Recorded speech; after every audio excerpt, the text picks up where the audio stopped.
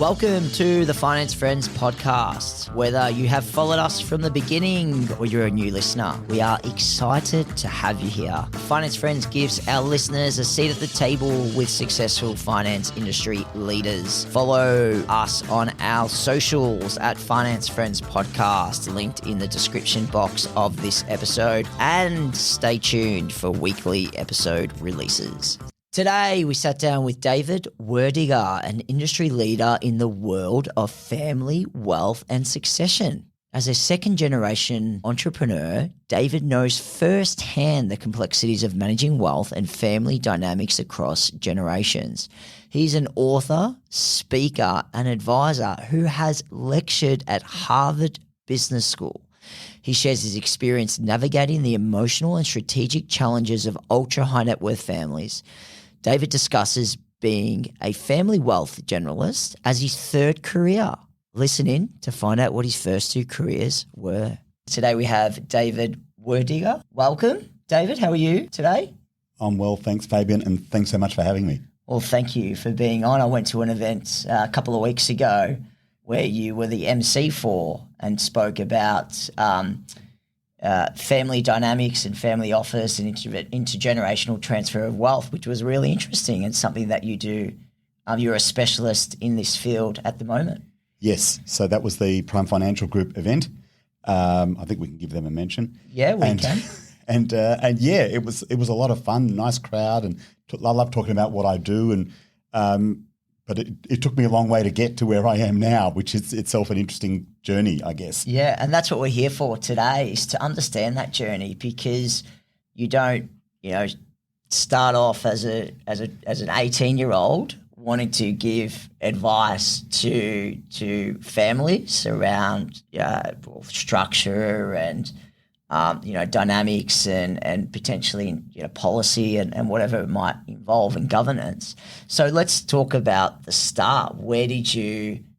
Well, when you were finishing high school, what did you want to do? Did you know what you wanted to do, and what did you study at university? Oh, gee, when I was finishing school. So I grew up in a business family. I grew up around that. And at the time, that was textile manufacturing and commercial property. And my dad was very successful, and it was sort of expected that I work in the business as a student, which I did. And I'm the youngest of five by a long gap. And in the business already, my dad was running it, but I had three others, brother-in-law and cousin, all of them 10 plus years older than me. And there's little me, the youngest, the little, the spoilt one, working in this business and thinking, what do they think of me? What am I going to be their boss one day? I had no idea. Yeah. And in school, I was very, very good at maths and science, really bad at English. I actually failed matric English. And so, went to university, studied a little bit after school, and then went to university. And by the time I finished university, I thought, you know what, I don't want to be in the family business. It probably took me 30 years to work out why. But one thing that was very important to me at the time was to get a job on my own merits. Yep. And that's probably become a bit of a theme. So the first thing I did was I got a job for Macintosh Securities, a stockbroker, but not a stockbroker. I was a software geek. I was developing real-time stock market information systems, yep. And then I was a quant analyst. So a lot of your listeners might be familiar with Iris. Yep. I was one of the developers of the predecessor to Iris. Oh, interesting. I didn't know that. Yes.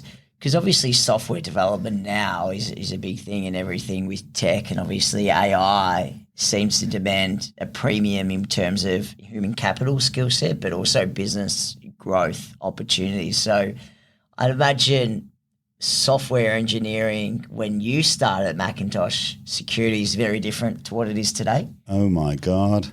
We had a big computer room which was air conditioned, okay, and we had this big data general computer and a hard disk.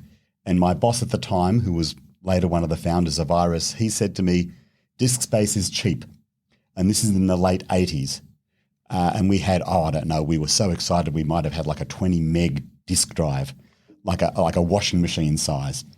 And it was just software development was something completely different. We were sending data over leased lines to dumb terminals, which were displaying 80 by 25 characters. That was our space we could work on.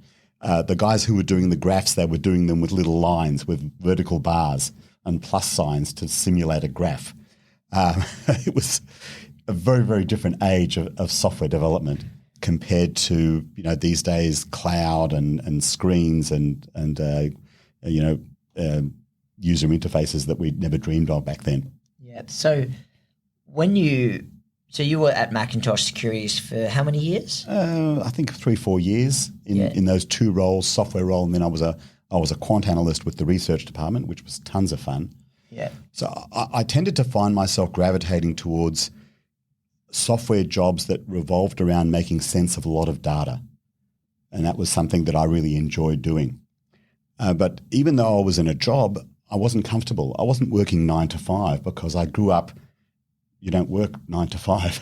You just do whatever needs to be done. Yeah. But even though I was an employee, that's how I was looking at the place. And I thought, this is not for me. I don't want to climb any corporate ladders. I want to be in business. So I left that and started a business. So how did you come to the decision of the business to start, and talk us about that business? So in Robert Kiyosaki parlance, I owned a job. I didn't own a business. I left full-time employment and I started developing custom software for people. So I thought about that and I thought, okay, look, I've got a business. I'm my own boss. But what am I selling? I'm selling my time. Yeah. I'm not, and time, that's the most precious resource we've got. We don't want to be selling time because there's only so many hours in the day and all of us have exactly that.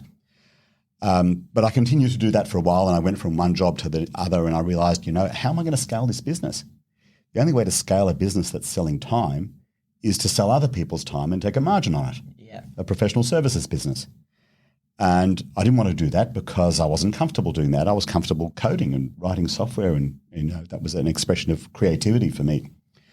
And I was fortunate in the mid-90s to stumble across a software development opportunity of a telco billing system. And after I had the opportunity to do that, suddenly I had a light bulb moment. Because one of the people I met said, I've got some other people who need billing systems.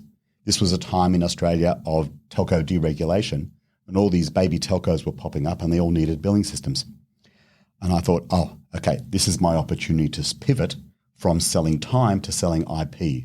I'll redevelop this billing system as my own IP and I will own that and sell it many times.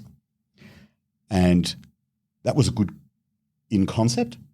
But then, I had these companies starting telcos and they said, we're not going to spend big money on a billing system. Well, we don't want to. Some of them did. But one of them said, I'd rather lease it from you. I don't want to pay for it. And so with this customer, I developed a business model now known as SaaS, where they leased the system and they paid for it through a percentage of turnover that was built through the system. And that was really a turning point for the business and really enabled us to grow and pick up all of these young telcos. And in a way, we were investing in them because some of them turned out to be duds. Yeah. We had some cost to set them up and onboard them. But once we did, we had low cost to serve eventually. And it was a nice business because it had recurring revenue. And that sort of kickstarted me into probably the larger phase of what I now call in hindsight my second career as a tech entrepreneur. Because I started 2 other telco businesses and I partnered in 2 others. And I had what I call a Lego set of telco. And I say that because when I was little, I used to play with Lego and I wanted to be an architect. And I guess I was an architect, but I was an architect of businesses. And that was a lot of fun. And the other thing I did at the same time, or in parallel with that, was I joined a couple of nonprofit boards in my community, which was fantastic learning experience, learning about nonprofits. And my family was very philanthropic and hands-on in nonprofits, so I grew up around that, so familiar with that space. But really learning about it as a director learning about directors' obligations, learning about non-profit governance, learning about strategy, learning about how boards worked. And also, one of the roles was an opportunity to meet a number of other families from my community and learning about all the things that they were doing in terms of intergenerational wealth. And it was a real eye-opener for me. I loved it. And I thought, wow, this is something my family ought to do. But my family wasn't particularly interested. My dad knew what was best for everybody, as people of his ilk did, and that was his way of doing things. And but nevertheless, I knew that at some point I would be responsible for a share of significant wealth, or however that would pan out, and I felt an obligation to continue to prepare myself. And then, so we're now sort of at what ended up being towards the tail end of my second career as a tech entrepreneur. A few things happened, some business related, one health related. It sort of got me thinking, what do I want to do with my life? And I developed this mental model of time and purpose. Time being our most important asset, and therefore the decision how we spend our time is really one of the most important decisions we make, where we want to be spending our time. And I thought, you know what? I don't want to be an owner-operator of business till the day I die. I was already on a journey in that business to be more working on the business rather than in the business. And I felt it was really important to delegate and empower others to do that because I couldn't do it myself. And I thought, well, what should I do with my time that could make a difference and that could leverage my skills? Sort of like, a bit like that the Japanese concept of ikigai. Yeah. And I've read that book. and what I came up with was, I thought, you know what? I'm from a family. I understand families inside and out. I understand technology. I understand entrepreneurship. I understand governance and strategy. I'm developing more and more knowledge about family dynamics and intergenerational wealth transition.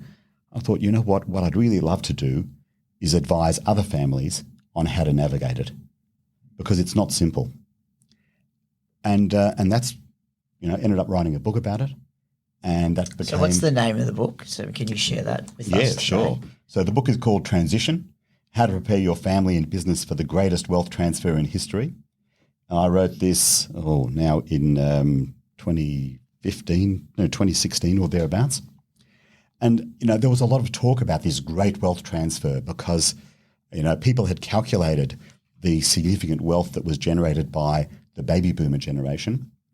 And they started reasoning, well, these baby boomers, they're going to start retiring at age 65 because that's retirement age. And what are they going to do with this wealth? They're going to give it to their kids probably. And then people started to quantify it and, we're talking trillions of dollars. And, it started to become a thing. And people are still talking about it today because it hasn't really happened yet. And one of the assumptions is that people would retire at 65. But if you are, a blue-collar worker, then you do retire around about the age 65. But if you are an entrepreneur, then you can work well into your 70s, 80s and beyond. So we're seeing this thing extending in duration more than people expected, and some interesting effects out of that. We live in a time when 4, sometimes 5 generations of a family are alive at the same time. My mother, bless her, she'll be 90 shortly, and she has 3 great-great-grandchildren. Okay, I call it the 5G upgrade. But that's going to become more common. And for families to navigate this, it starts to get very tricky. You get various effects. People are living longer. People are healthier. So think about King Charles, okay? So for a long time, he was Prince Charles. Some people might say too long. Charles, one day you'll be king. How many times would he have heard that? And how many times would he have thought to himself, Mummy, when is this going to happen? And it didn't happen until he was 73. I really feel for him because he's sitting there waiting to become king. And, he's got all of his royal duties and obligations and he's next in line. I think, that's a tough gig. And now he is king and good on him. But those years, his best years, you might say, perhaps in his, 40s and 50s, where were they? Why couldn't he be king then? And we're seeing this Prince Charles effect in families where the incumbent generation are in their 70s and 80s and still, active in the business. And the next generation are in their 40s and 50s and saying, do I have a role? And then their children are in their 20s and 30s and bursting with energy and wanting to do their thing. And so this wealth transition is not necessarily from one generation to another, but really has to consider 3 generations simultaneously in some families. So it's a very interesting space. So it was in that context that I wrote a book and crafted a career and started writing a lot, which I really enjoy, and working with families. And I work with families helping them navigate wealth transition, navigate succession. But I do it not as a lawyer, not as an accountant, not as a wealth manager. It's probably easier to describe it in terms of what I don't do than what I do, because some people don't get it. They say, oh, you do structuring. No. I work on non-financial family capital. Yeah, so it's about opening up the conversation with the family and ensuring everyone has a say and everyone's on the same page. Spot on. Exactly. I liken it to building a castle. And this is what families are building. They're building something that is going to last, hopefully, for generations. And any such building needs a foundation. And so the foundation of a family that lasts a long time are 3 things. The first one is communication, everybody having a voice.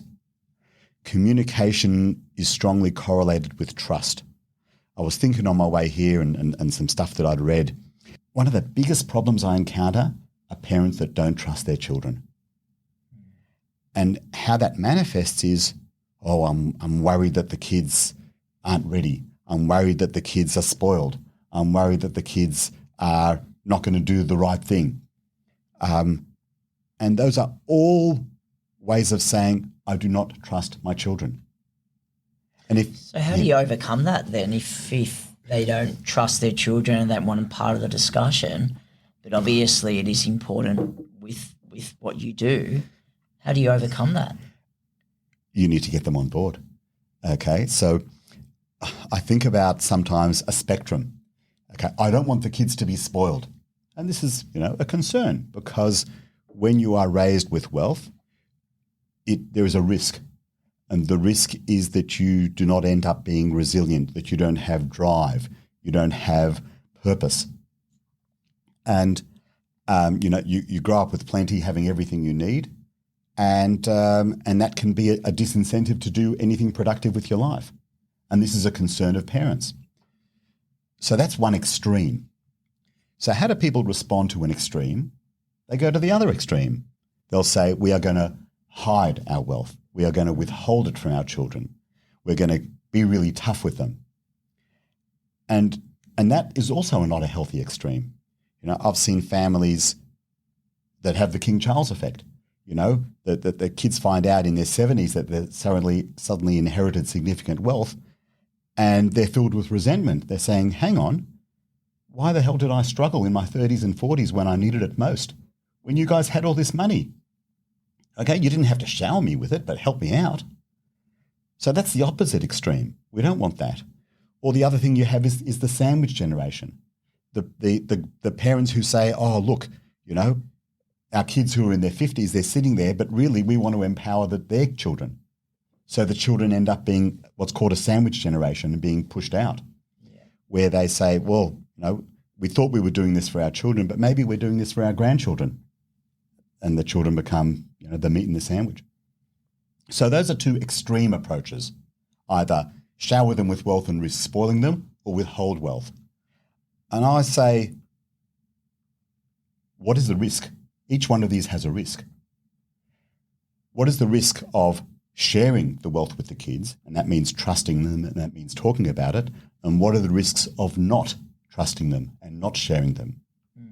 And how do you find what I call the Goldilocks zone that's going to be, a bit each way, where you use that wealth to tell a more positive narrative, not this wealth will ruin you and spoil you, but this wealth can empower our family. This wealth can bring our family together and help our family develop other forms of family capital. So wealth firms, they deal with financial capital, assets. I deal with non-financial capital. Probably the most important is social capital.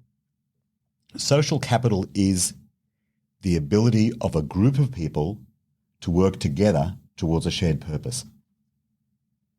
I help families create and nurture that capital so that they can be a family, not just a bunch of people who share some genetic material and some assets, but a family who together can do amazing things for their family, for the community, for the world around them. Yeah. And if you, I'm 37, I've got a pretty open relationship with my parents about their wealth and helping them given my finance background. Would you recommend, is it up to, obviously if they, the family doesn't have an advisor to bring the generations together, would you recommend, the parents start having that discussion with their children early? Is it up to the children to bring that, ask the parents to have that open discussion? Is there a solution, an easy solution like that, if you don't have someone like yourself that can open up that discussion? Some families are open enough to be able to do it themselves, but very often it needs somebody external outside the family because, when it comes to parents and children, parents are too emotionally involved. Outside advisors can be objective and therefore can give better quality advice that's untainted. But you raise a really good point. Where does it start? And sometimes it starts from what I call the rising generation. Some people call it next gen. I prefer rising gen. The rising generation coming to me and saying, our family's got a problem, can you help? And I say, you've got to, I'd love to help, but we need everybody on board. And you have in families a power dynamic. You have, and I'll shortly be publishing with my friend Betsy a paper on power dynamics in families and a tool to analyse them. A lot of this comes down to not money but power. And money is just an instrument of exerting power over children and over other family members. And so if the process does not have the blessing of the people, of the family members in power, it really can't go ahead. So it might be initiated by the children or it might be initiated by the parents, but it needs the buy-in of the key people in the family to say this is going to happen. Yeah. If there is someone in the family that is just not interested, I want to, like you as a young child, a young professional, I want to create my own destiny. That must happen often. And how do you navigate that when someone says, you know what, I don't want to be part of this discussion. I'm going to build my own wealth. I'm going to empower myself. Does that happen often? If so, how do you navigate that? Absolutely, it happens often. And it's very important for families to be a family because they want to, not because they have to. So again, you don't want to end up as a bunch of people who are bound together by shared assets, and that's what keeps them together. So the families that do it well allow the children the space, if they want, to do their own thing and even to leave. And this optionality, being able to leave, is one of the most powerful things. It's like, and I also do work with operating business, it's like having a business that's exit ready. Okay? Yeah. And I help business owners make their businesses exit ready. Does that mean they want to exit? No, they don't have to, but they've got the optionality. If they get a knock on the door one day with an offer that they can't refuse, they can take it because their business is in a shape that they can, and they've got an emotional relationship with their business that is mature, that they're able to move on from the business. So back to your question, the optionality of saying we as a family, we communicate, we identify what we have in common and our shared purpose, but that's not everything. We don't necessarily have a family identity that subsumes our personal identity. We have space for both, both the collective identity and the individual. And the families that do it well have that. So we've spoken a lot about families, and obviously this is relevant to everyone because everyone is part of a family, and we talk about this intergenerational transfer of wealth. But I'm really keen to get an understanding of, because you talked about, you've written a book, Transition, you're writing another book about to publish that, co-author, your time within the university sector. So can you talk to me about Swinburne University and also Harvard Business School as well, and provide some insight to our listeners about what you do in the education space? Sure. So towards the end of my second career, I decided to do a Masters of Entrepreneurship at Swinburne. I was going to do an MBA and realised that was not for me. And at the time, Swinburne were actually one of the leaders in entrepreneurship education, and that was fantastic. Did it over 4 years part-time, really a turning point, supercharged my writing, my thinking, got me looking at the world differently. And Swinburne re-engaged with me a few years later, and I'm now on the course advisory committee for entrepreneurship. And Swinburne, a lot of other universities are now teaching it. Swinburne made the decision that they want entrepreneurship studies to be everywhere, to be cross-disciplinary, and that's something that we're rolling out. And I'm really proud to be part of that. And I also am an adjunct industry fellow, which is a bit of a long title, but it means I sort of build bridges between entrepreneurship and industry. That's Swinburne. Harvard Business School, I got tapped on the shoulder to become a guest lecturer there. And they run some fantastic exec education in families in business. And I was able to attend that and lecture at that. And I'm also part of another group called the Ultra High Net Worth Institute. That's a non-profit think tank of advisors to families. And they've got 10 faculties corresponding to what they describe as the 10 domains of family wealth. So the thing about wealthy families is that their needs with increased wealth comes increased complexity. And no one advisor can help with everything. So, I said before, I'm not a wealth advisor, I'm not a lawyer, I'm not an accountant, I'm not a structuring person. I work alongside those people together in service of the family, because no one person can do everything. No one person has the set of skills. So you have these specific domains, and I'm on the faculty for family dynamics, and also know a fair bit about governance and preparing the rising generation. But I'm not a wealth manager, and I don't want to be. So, but often I'll work closely with wealth managers because they'll say, well, we've got this family and they've got an issue and that's outside our scope. We'll say, well, let's collaborate, let's work together for the family. So bring it together. Yep. And that's, I guess there are some people like the accountant or the wealth advisor or the lawyer that might take ownership of that responsibility, but clearly based on what you've told me can't provide that level of depth, and they want to be independent to the specific advice that they can provide and their expertise. Yeah. So there's a few really good points there. Take ownership. One person needs to be the coordinator, the quarterback. The quarterback, I was going to say. What are they? The other metaphor they use, the air traffic controller. Okay. And we're seeing the development of multifamily offices who are purely that role. They say, we don't do everything. We're across everything, but we do nothing. We outsource that and coordinate. But we are your one-stop shop, your single point. That's what we're seeing in the multifamily office industry as a trend towards recognizing that integrator role. But all of it comes from all of the advisors saying, we don't own the client. We are there at their pleasure, and a shift to be more family-centric and less advisor-centric. And some advisors can be very protective of their turf. And that in my view, is not in best service of the family. That's not what the family needs. That's what the advisor needs. Hang on to that AUM for dear life, rather than saying, look, I'd like to get a bigger share of wallet, but at the end of the day, I recognise that this is a competitive situation and I've got to do my best for what you need. Yeah. And is it an ongoing relationship you have with a lot of these families, or is it set up and look after yourself? So in some cases it ends up being ongoing because I might end up chairing a committee or an advisory board or a board, and I've got a lot of experience doing that. In other cases it might be a project to get them kicked off and then they sort of run it themselves, to help them articulate their shared values and purpose, set up the governance rules, and then just check in regularly.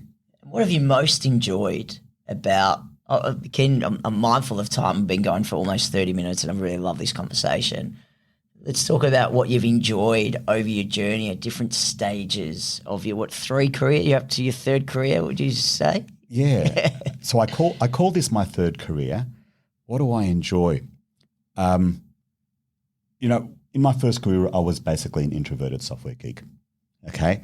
But then I came to realize that developing software, developing products is actually a creative activity. And I love creating. And so now in my third career, the two things I love is one, developing and sharing knowledge. And I'm passionate about that. And I speak, I talk on podcasts and other fun things. But the other thing I love is just working with families and helping them on their journey and seeing them. This one family that we was facilitating this board meeting, and at the end of it they say, you must think we're nuts. And I said, you guys are fantastic, because yes, the discussion was robust.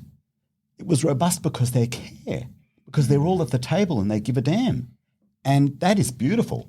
So if I'm in a position that I can help enable families to do that well, that makes my day.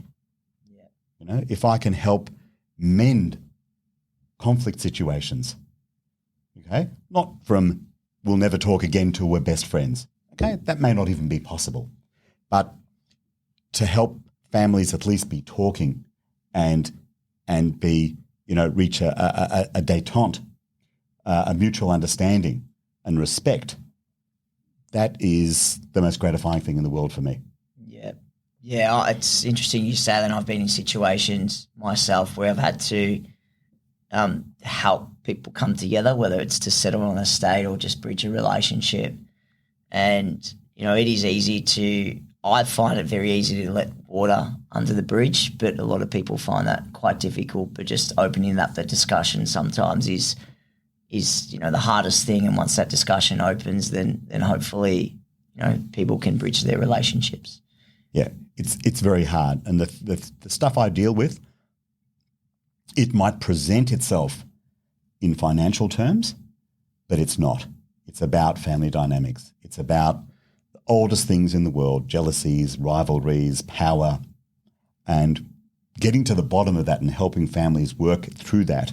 That's when, the work I'm most proud of. Yeah, and that probably will sum up for the day. So thank you very much, David. It's been a pleasure. You shared really good insight into your career and how, your three careers ultimately and what you do today, which is very relevant and spoken about a lot, family dynamics, intergenerational wealth, advice and transfer. So thank you very much for coming on the Finance Friends podcast. Thanks so much, Fabian. I've really enjoyed chatting with you. Thank you. Disclaimer. This podcast exists for informational and entertainment purposes only. The personal opinions of the speaker and guests do not represent the view of any other party. If this recording contains reference to financial products, that reference does not constitute advice nor recommendations and may not be relied upon.